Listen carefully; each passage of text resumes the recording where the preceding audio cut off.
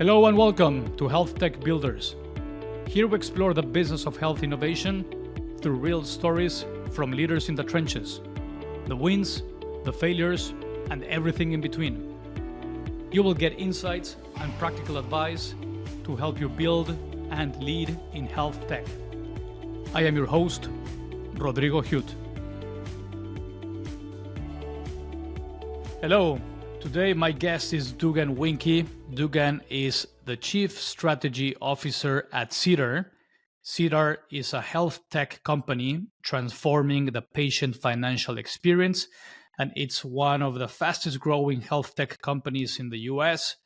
Dugan, welcome back to the podcast. This is the second time we have you here, so I am very excited. Hi, thank you, Rodrigo. Excited to be here.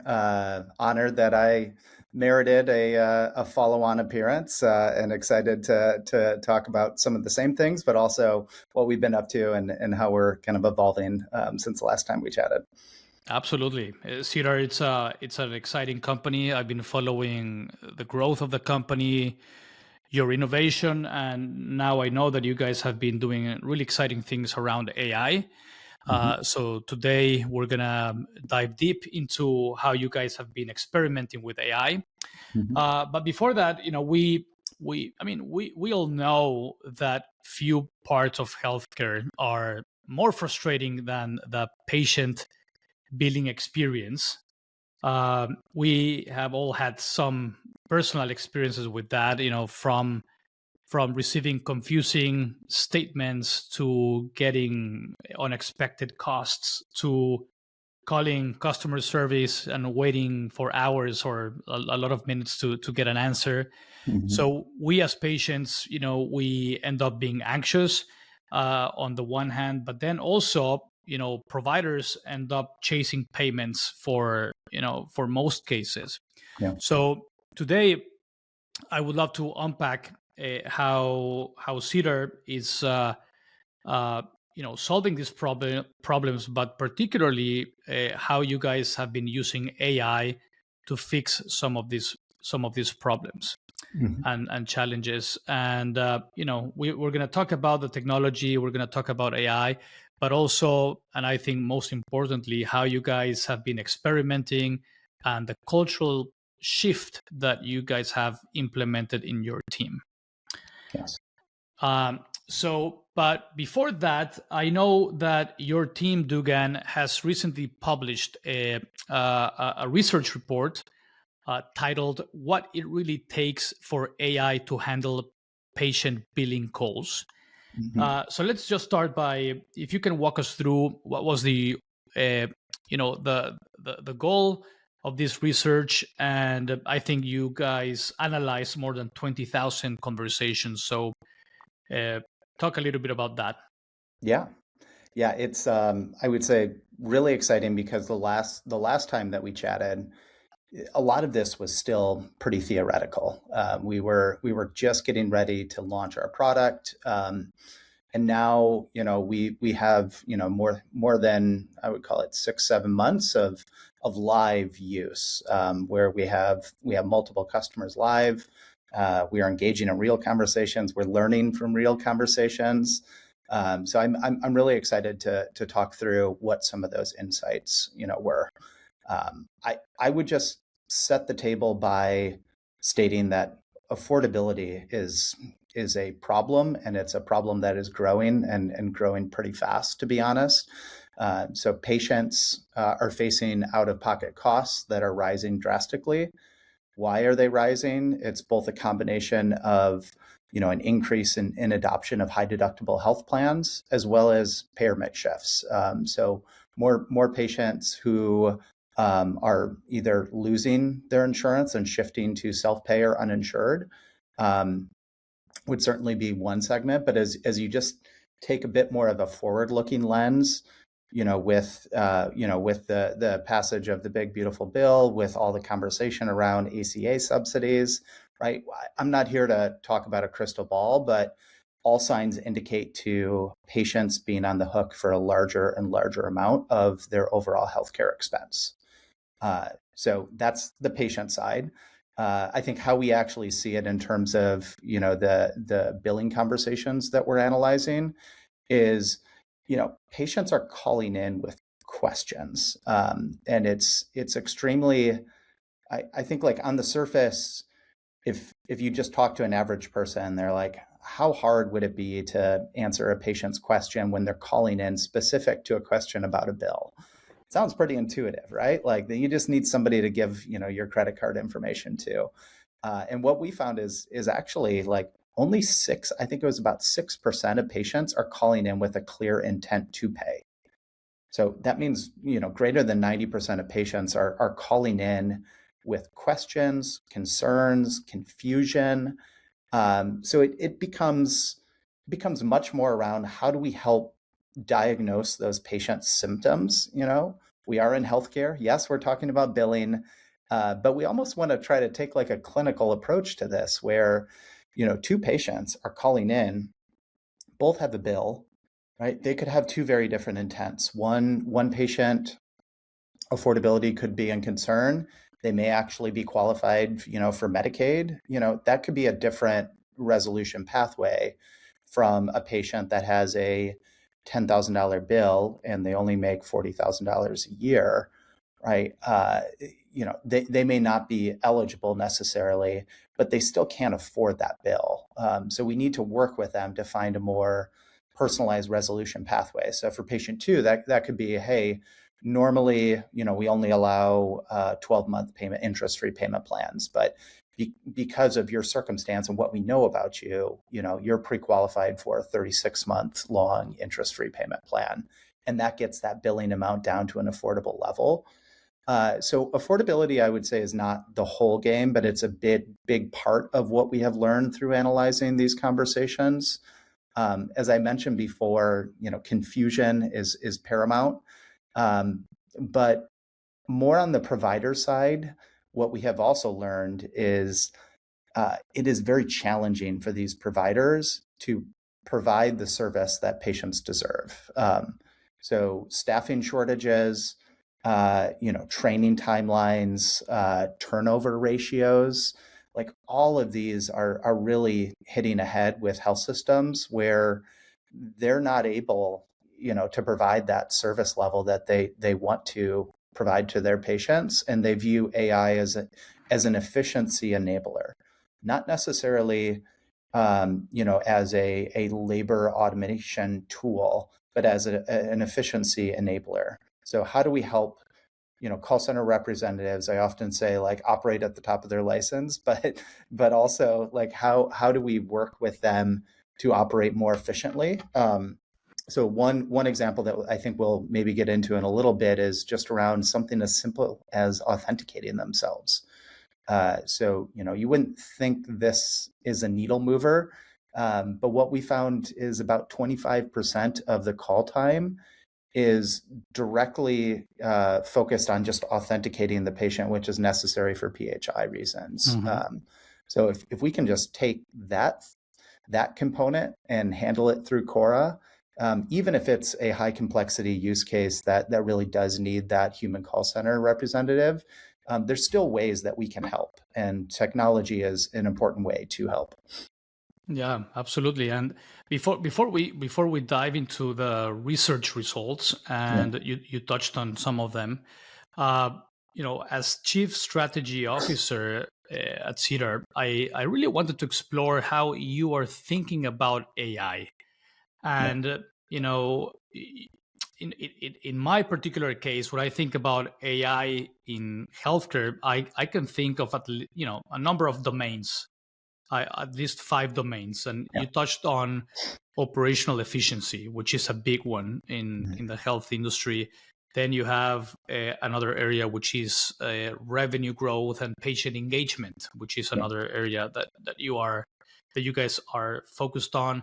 Then you have clinical decision support, which is a little bit more tricky, in my opinion, and may take longer than the other categories. And then you have, drug discovery, personalized medicine, and also activating data at scale through AI.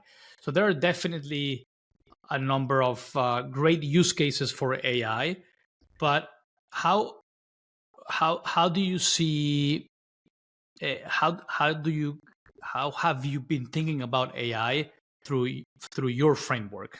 Yeah. Maybe you can walk us through that a little bit. Mm-hmm. Yep, absolutely. It's, I would say, much broader than simply agentic AI. That would be, my headline. So we have started with Kora, and that was intentional, because it's a fairly narrow but complex vertical use case, where we think, inbound calls around billing related questions, like that is an area where AI can shine. It's also fairly self-enclosed, where there's usually a specific phone number that a patient is calling in for. And we think if we can train the model on the right data, which we also have, and I'll get into that as well. We can automate north of 30% of the calls.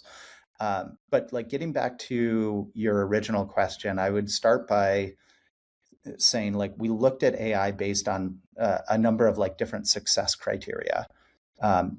Because being a technology company, obviously AI is all the rage. So it's not a question of like if we want to invest in AI, it's where and how do we want to invest in AI.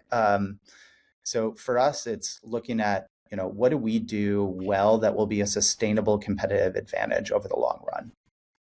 Because I think the trap that many have fallen into is they develop a use case, maybe it's efficient or effective in the short term, but then it gets copied, and it could either be copied by other best of breed vendors out there. But I think, frankly, with AI, the larger risk is being copied by the incumbents, so system of records, et cetera.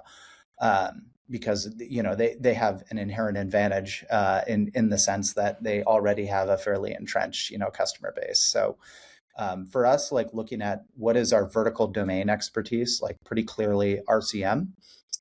So that's point number one that I would make is, I think, having what we have seen from the market and providers is they want subject matter experts who are solving very specific problems. And I think, even if you look at like revenue cycle management, you need to know the ins and outs of hundreds of different, payer plans. You need to be, accurately answering questions around fairly detailed matter around their clinical care.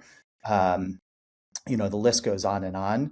But by having a partner who is like very sharp on a specific area, I think is an important piece. And Mhm. how once you have a list of opportunities to pursue, Yeah. and you mentioned already a couple that you are Yeah. tackling with Kora, how do you think about sequencing Cedar's AI roadmap? Yeah. Because I'm sure that there's more ideas and more opportunities than what you can actually pursue. Yeah. Yeah, it's a great question. I think for us, it's, for Cora, we are looking at like, what is the impact ceiling for this one specific use case? I would say, like, how we have evolved or matured over the past year as the technology has also matured is, where do we think this technology will have the largest impact in aggregate, that we have a right to win in? So a lot of what we are focused on now is not just deepening and broadening Cora, but how do we take some AI/LLM optimizations and integrate it into our existing products? So, Cedar Pay is predominantly, a digital financial engagement platform. So we engage with patients by text, by email, and a lot of our investment has been heavily focused on what can AI do to enhance and optimize our existing product. So for us, a lot of that has to do with personalization. So, ensuring that a worst case outcome, I think, would be a one size fits none approach, where a patient is getting an outreach from us, they're logging in, they're seeing the same portal, They're seeing the same bill description. They're getting the same prompt for payments, and they're having to make a lot of the decisions around their repayment options. Like, we want to, use AI on two ends of the spectrum. One would be, let's understand patient cohorts and patient archetypes much better, because these patients behave differently, they interact differently. So we need to first identify those patients, identify what is their propensity to pay, and do it in a way that is much more nuanced, enriched, and multifaceted than some of the existing solutions on the market. So that's a key AI investment area. I think on the other end of the spectrum, it's going to be, what is the solution that we are presenting to those patients? So if we first understand that there's 5 archetypes of patients, what are those needs of those patients, and then how do we use AI-driven personalization? And when I use AI, I think a lot of times everybody is gravitating towards LLM and agentic AI. We actually still think machine learning has a critical role here, and it's been around for a while, but it's still a way that we can train a model, based on personalization to deliver, more tailored resolution pathways. So if a patient if we think they are prioritizing speed and convenience, for instance, we may do something. We just want to make it as easy and short and fast as possible. So this could be pay your bill very quickly, and do it in a way that you don't need to enter the full engagement portal. So there's a few different options there. If we think this patient wants more information, how do we provide that information in a digital way so that they don't have to call into the call center?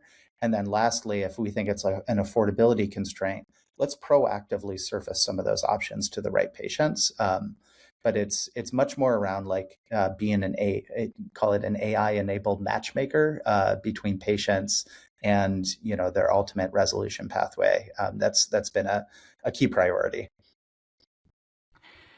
The other area that I think it's worth touching on, it's the competitive dynamics that we are seeing in the healthcare industry in particular, and the companies that are pushing the AI boundaries. And we know that you already touched on this, but on one side we have the incumbents, the large systems, payers, and bigger companies that are more established, like Epic or Oracle and so on. Yep.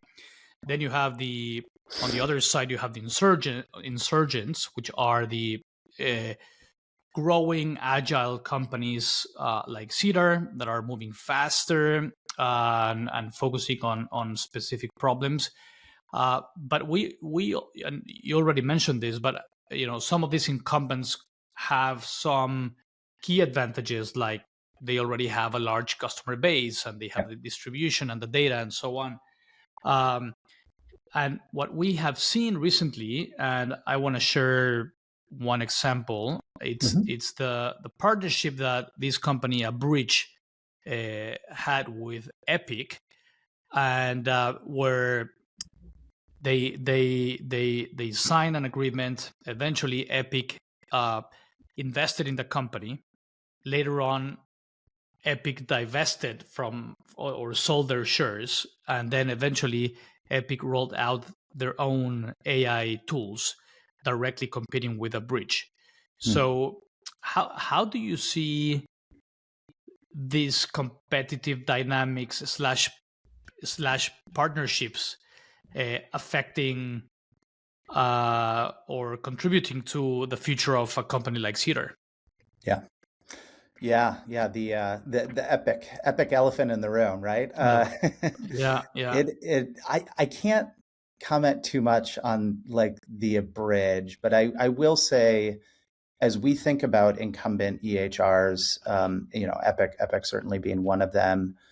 It's first off, there's a lot of opportunity that I think AI is well suited to solve, and as you hear about some of the historical friction points that providers have made about their EHR, There's still a lot of manual data entry. There's still a lot of call it better personalization that could be done on their side. So I think it's great in my mind that the incumbent EHRs are looking at this wealth of data that they do have and ways that they can use that, integrate AI to make their product better. Kind of tying to the how do we think about it as Cedar, I think for us, a lot of it comes down to a fundamental difference in terms of how we think about performance, how we're incentivized for performance, where, Cedar, like we are a company that aligns, our contingency against outcomes. Like it is an existential risk for us that we perform well. And how do we perform well? We need to have high patient satisfaction. Like we need patients to like this solution, and we need to help providers increase, collection rates, and do it in a way that provides patients more options, not less. So for us, I use that term. It is critical. It is a critical priority that we don't build features; we build outcomes.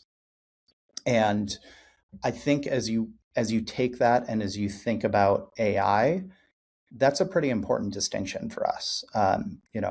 The simple answer would be, yes, like we need to check the AI feature box, and we will have an LLM synthesis of a bill on our portal. Like that's great. I'm not dismissing like the benefit of that. But for us, like we need to go 3 clicks deeper than that. Like we need to say, okay, we did this. Like, how is that impacting patient behavior? Like, are patients viewing that, AI summary of their bill and then still calling into the call center? If so, like that's not working. Are they then ultimately paying their bill, right? And are we presenting the right resolution pathways to get them to pay their bill?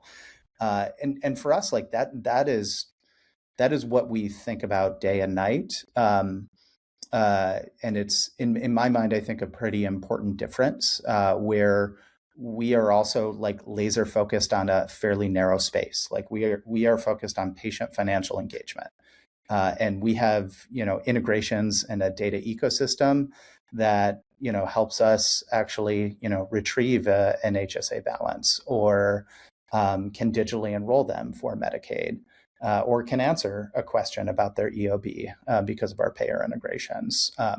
So all those components, I would say it's a combination of like outcome orientation, focus, and then like a data moat, outside of like an incumbent EHR system of record that I think gives us, the right to win over the long run. But, I would be remiss if I were to say like, the incumbents are not, a competitive threat. Like absolutely. If they choose to invest there, like that's a valid thing that we need to be responsive to. But it's also not a new thing. Cedar has always been, having to demonstrate its value above and beyond what the incumbent solution was. And in most of those cases, the incumbent solution was a billing portal tied to the EHR. So I think like our value prop of quantifiable like financial return continues to be important. But also, we were built, with the bedrock of like ad tech, kind of this cross section of ad tech, fintech. That is important, and in many ways, that drives us to that level of specificity where we can really focus our time and energy on the problems that need to be solved. Compared to if you look at like an EHR, there's probably 100,000 use cases of where they could integrate AI into their solution, and they should. We just want to approach it from a slightly more targeted outcome alongside like aligning incentives with outcomes. How do you think about what to prioritize or optimize in your product and solutions when you think about patients as your customers, but also providers, because both ultimately you impact both. Yeah, yeah, yeah. We are firmly a B2B2C company. So I think the way that we think about it is ultimately like providers are our customers. It's also important, the same way that we talked about segmentation and personalization for patients. Like we are thinking about that same from that same vantage point for our partners. So a $25 billion integrated delivery network is going to have much different needs from a physician staffing agency compared to a smaller, community hospital. So I think on like one side, it's we need to both recognize that our customers are providers, and those providers have different needs. But if you go one click deeper, it's like, why are those needs different? It's a combination of call it the structure of the provider, but also the patients that they serve. So the B2C component is critically important. So it probably goes like without saying, but how we are able to demonstrate value for providers is by getting patients to engage, by answering patients' questions, and to find the right payment resolution pathway for that patient. So in many ways, we kind of like look and feel like a consumer company, and that is by intention. Because the way that we drive impact and results is through our interactions with patients. But like on the flip side of the house, a lot of times like those patients' needs and concerns and confusion is driven by the type of provider that they're going to. So I'll give you one example. We have a number of customers who are national physician staffing agencies. So these could be anesthesiologists, like ED physicians, et cetera. And they are sending bills to patients, and the patients never even realized that this other company was providing care for them. So they thought they went to health system A, and they should only be getting a bill from health system A. And now there's this physician staffing agency who they don't trust, right? They never met them. They didn't understand, obviously like the staffing relationship of the hospital that they went to. So we need to build that trust, and we need to explain to the patient the services that were provided. We also need to explain that, they may also have a different bill from the provider. And, where possible, like we want to kind of eliminate that confusion and consolidate.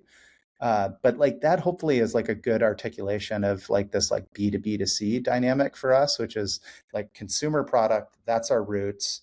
But our customer is a provider, and the providers are not a monolith, right? So like we need to have the right offering, with the right solution, for each of those different market segments.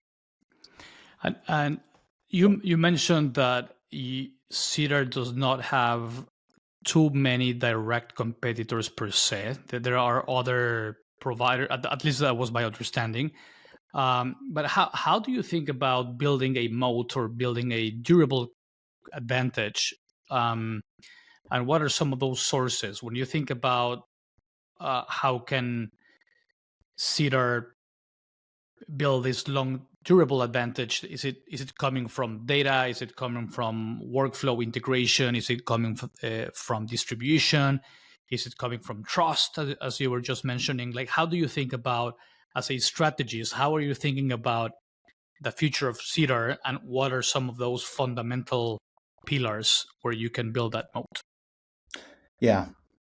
Yeah. I would generally agree, like there's certainly other financial engagement solutions out there. Some of them are, call it, much broader than just healthcare, right? But I would say most of the companies that were laser focused on like patient financial engagement are now part of other larger companies.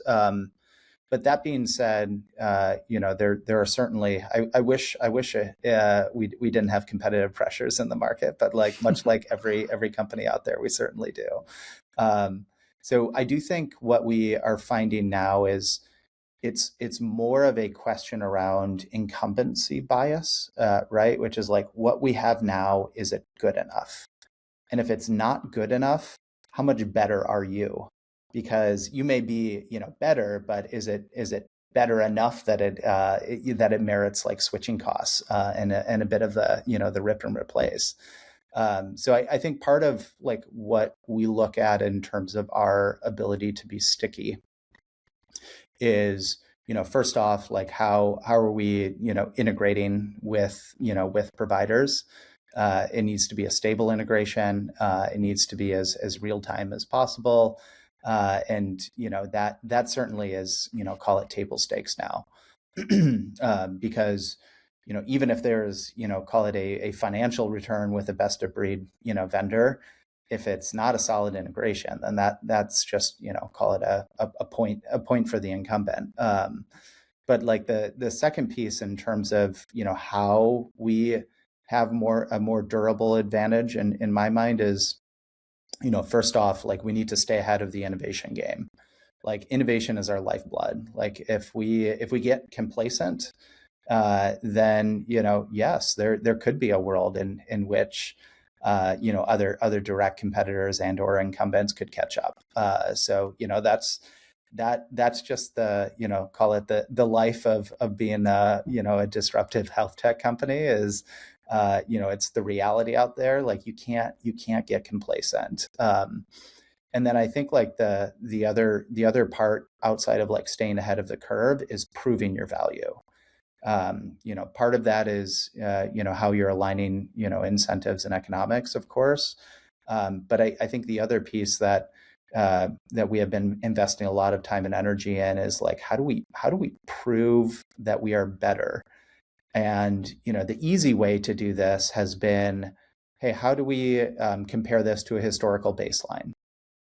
Sounds simple on the surface, but in reality now, healthcare is shifting so much. A lot of those affordability headwinds that I was mentioning before, like that makes it challenging to just simply look at a historical baseline because your patient mix has shifted, right? Like patients may be on the hook for like 50% more dollars than they were, 2 years ago. So it's not necessarily, um, you know, adequate to just look legacy versus today.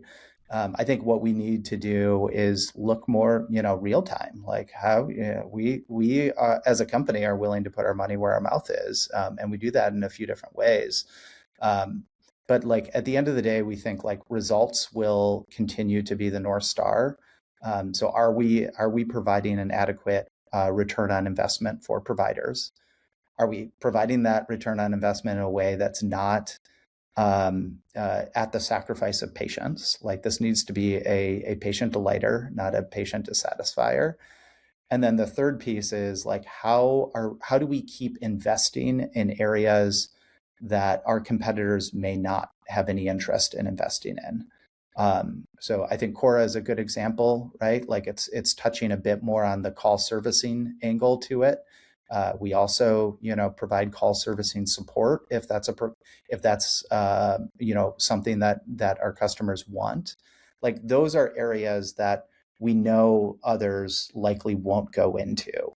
A lot of enterprise, software companies are just, they have no interest in looking at the servicing angle of things. I think similarly, like looking at our, data integrations and ecosystem connections. So how do we ensure that like we are enabled to digitally submit Medicaid applications with all 50 states? Like that again is something that like a enterprise like healthcare, IT vendor is typically not looking at. So it's a very nuanced answer. So I apologize for the the lengthy response, but I think it's a combination of all those things, to be honest. Let's shift gears a little bit and let's talk about Kora, Yep. Cedar's voice AI agent. Can you walk us through what it does exactly?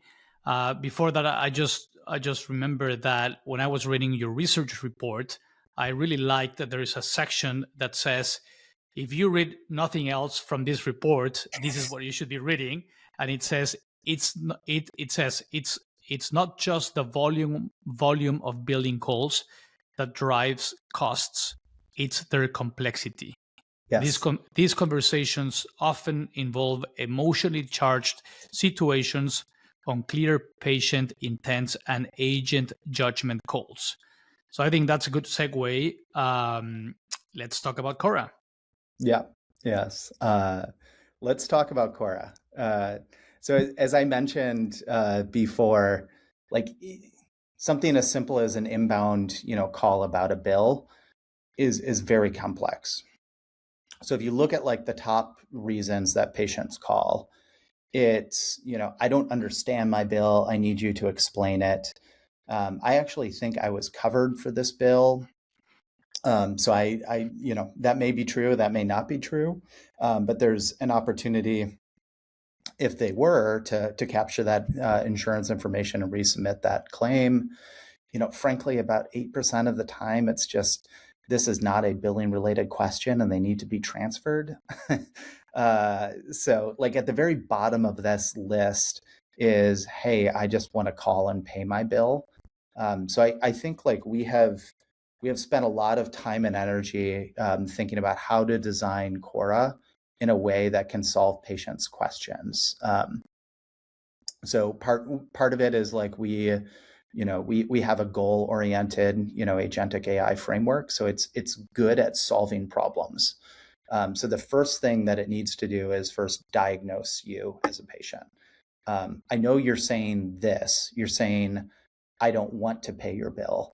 But what does that actually mean? Is it you can't afford to pay your bill? Is it you don't want to pay your bill because you actually had insurance and like this bill doesn't, this bill is not like valid or accurate in your mind? Is it because you got an EOB from the insurance company and that was a different amount than the bill you got from the provider and you don't want to pay it because you think there's something wrong, but in actuality, like there may not be something wrong? So all of those, like, I would just give those as illustrative examples of what we have kind of diagnosed and gone into as we've dove into Kora. I mentioned that authentication piece earlier in the interview as well. Like that's a very important piece to this, which is like, hey, how do we get people to engage with Kora? So not everybody wants to talk to an AI agent, right? Like that is what it is. That was going to be one of my questions. Like, what percentage of your inbound calls go through Kora versus traditional channels?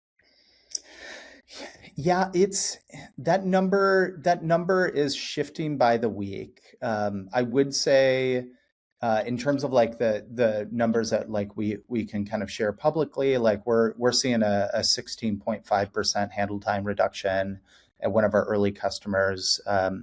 We have our second kind of beta customer that's trending even higher than that. So the goal that we have set internally is we want to have about a 30% call automation rate by the end of the year. I think we're going to come pretty close to that, to be honest. So that is great in terms of the number of calls that are being handled by Kora.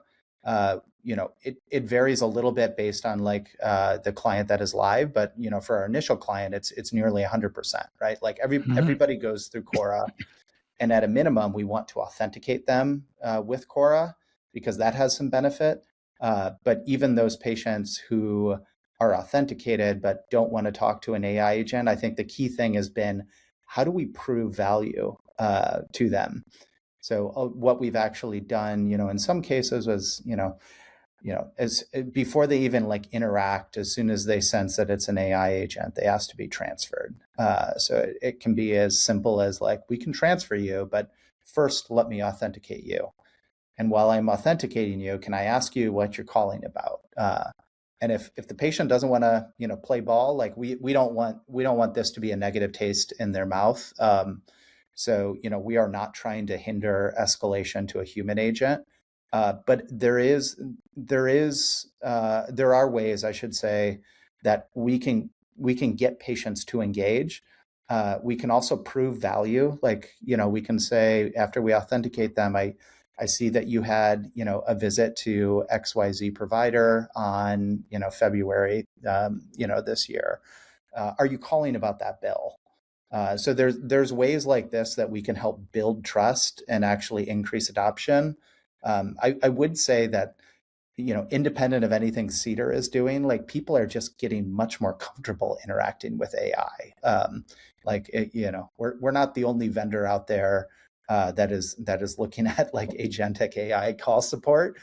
So many times, like somebody is like, yeah, I actually have Sirius XM, and I called in there and interacted with an AI agent. So I have some trust, I have some familiarity. But we are still early, so we don't ever want to be an impediment to the patient. We expect adoption to increase, but we've been pretty pleased with the adoption so far.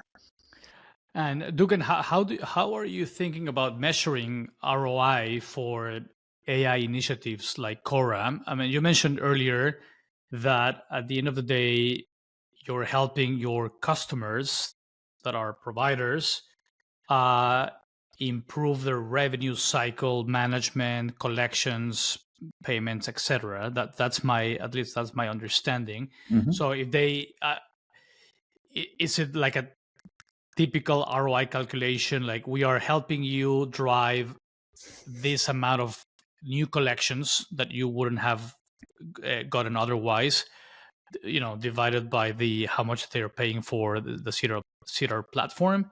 Or are you taking into account other variables as well, such as speed or cost savings or Yeah. other areas? Yeah.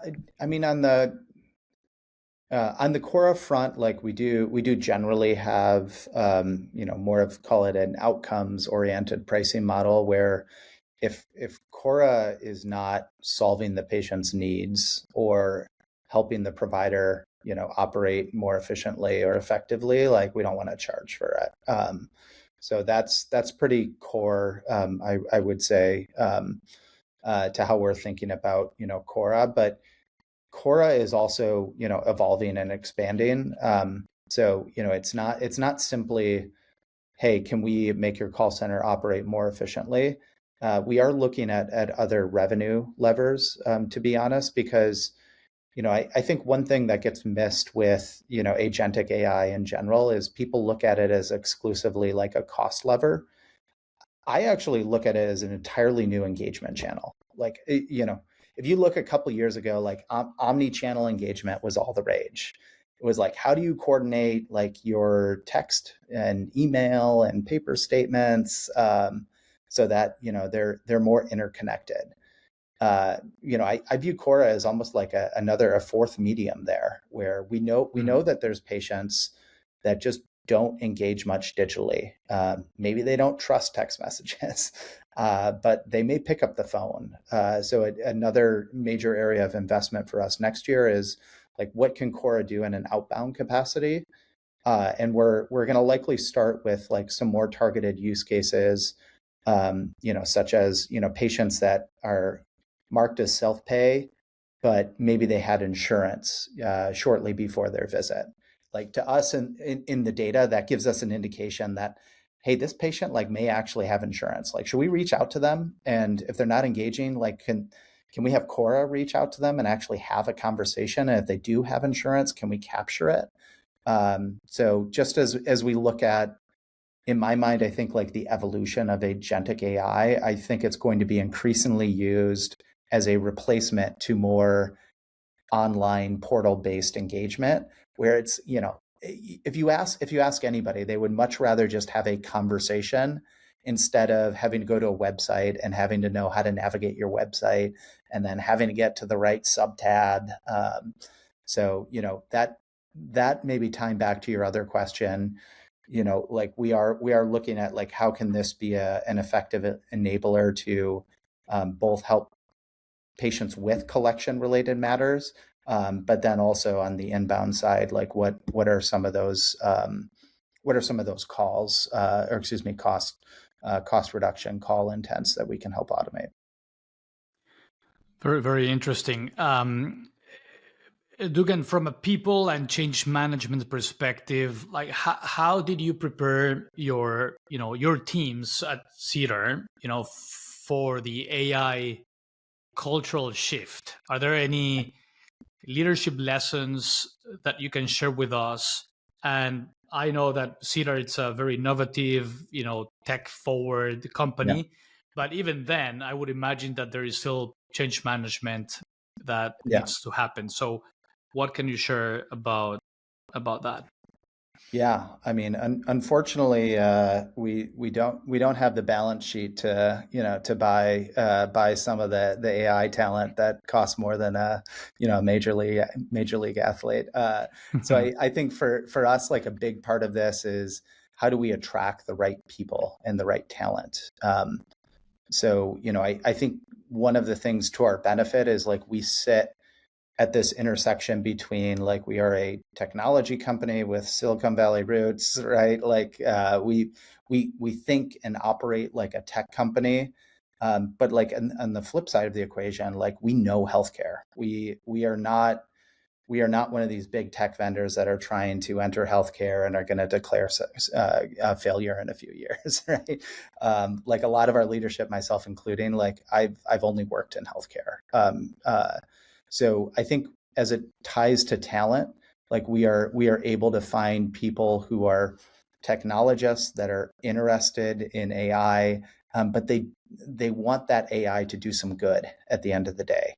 Um, and for me, I think that's what's so important about Cedar is, yeah, I was just interviewing a patient that we connected with a pharmacy copay assistance program, and they didn't know this program was available, and it helped cover the majority of the cost of their oncology drug. And like that's a real person, right? That's a real person who is talking about the fact that like they were going to have to dip into their college savings to pay for their cancer treatment, and like now they don't. So I think as it relates to capturing and retaining top talent, it's this intersection of like mission, um, like people who are excited to use this technology to impact and solve big problems. And I don't think anybody in healthcare would say like it's not a big problem, right? Like there's no shortage of problems in healthcare. Uh, maybe the second piece that I would just say is like this is not just a customer facing solution for us. Like we are also looking at how we can use this internally. So we've done experiments with Quad Code and a number of other like opportunities where we can use AI to make our software development process way more efficient and effective. So I think it's not just building products that the market needs; it's also shining that light internally on yourself as well. But if you have the right people with a change oriented mindset, this is very energizing. I think a lot of people feel like we are on the precipice of in innovation kind of stepwise change, and like we're in the early innings. So the right people who are excited about this, and want to do some good, like it's an exciting time to be in the space, to be honest. Exciting times indeed, indeed. Dugan, final question before we wrap up today. Yeah. How are you using AI personally and professionally? What are some of what are some of your favorite tools and some of the best use cases where you have been using AI for your life, personal life and professionally? Yeah. Maybe you can share a couple of examples. Yep. Yeah. I would say on the professional side, it's just help. I would say it's helped me just move faster. And I'll give you a couple examples. So we use Glean internally. So there's a myriad of like call it internal tools that are essentially looking at, hey, how do we make our documentation and our searchabilities better? How do we kind of pre-populate where possible and cut down on the manual like hunting and pecking. Um, I think that's probably table stakes right now for most companies. But for me, like as it relates to strategy, I mean, it's essentially like having a strategy analyst that is always working whenever I'm working. Many times, that's like 11 o'clock at night, where I want to like go deep. So finding a way to like just kind of quickly prompt, get a market landscape, get a competitive landscape, ask it questions about regulatory pressures. We were looking into one area that we may wanted to have diversified our product, and it was a space that we weren't that familiar with, and in a matter of 7 days, I think, like using AI and LLMs to create a bedrock, a hypothesis, and then having like my actual team like take that hypothesis and prove or disprove it. We quickly came to a decision in terms of like whether or not this would be an area that we'd want to partner or invest. And like it took us a week. It probably would have taken us 2 months, right? If we had to do this the old way. And then on the personal side, I'll start with a fun one. I don't know if you've played around with Suno, like where you can create songs. That's really cool. Yeah, that's awesome. Yeah. So I've used like LLMs to like write a song, and then you kind of insert it into Suno to sing the song. Yeah, And like they're it's pretty cool. good. Really good. But my wife and I actually just celebrated our 15-year wedding anniversary as well. So we went to Denmark, and I used LLMs to plan the trip pretty exclusively, and it was one of the best vacations we ever went on, because it found these like cities and like bed and breakfast area, these little niche areas that like I would have never even known existed. So those are a few ways. Many more to come, but I can't neglect using Gemini to create some Harry Potter themed party posters as well. I mean, there's the low hanging fruit. That's awesome. The other one that I would add to your list is also from Google, Notebook LM. So Notebook LM, I love that tool, that app. I think it's great, where you can, especially when you have dense or long documents that you uploaded, and you can transform those PDFs into a podcast, and then you can listen to someone. It's a man and a woman, describing that document, and it can be a long, legal, boring document, and they make it kind of fun and digestible. So even if you don't want to be in front of the computer, and you are taking a walk, and you're walking, you just put on your headphones, and you can consume and digest that document in 15-20 minutes, and it's really cool. That's fascinating. I haven't heard of that one. I'll have to put that on the list. Definitely check it out. It's a good one.